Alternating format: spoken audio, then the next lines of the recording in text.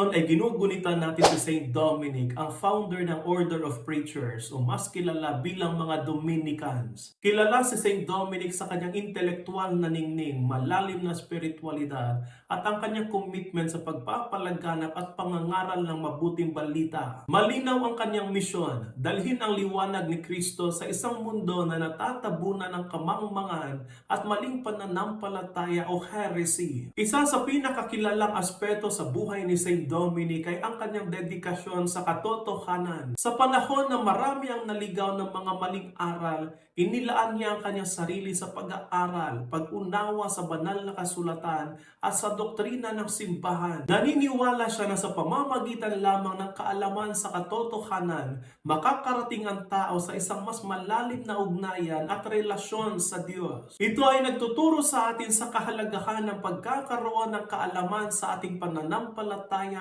at sa banal na kasulatan at maging grounded sa mga turo ng simbahan. Hilingin natin kay Saint Dominic ngayon na tulungan niya tayong tuklasin lagi ang katotohanan sa pamamagitan ng pagpapalalim ng ating kaalaman sa ating pananampalataya at mahalin ito ng sobra. Saint Dominic, ipanalangin mo kami.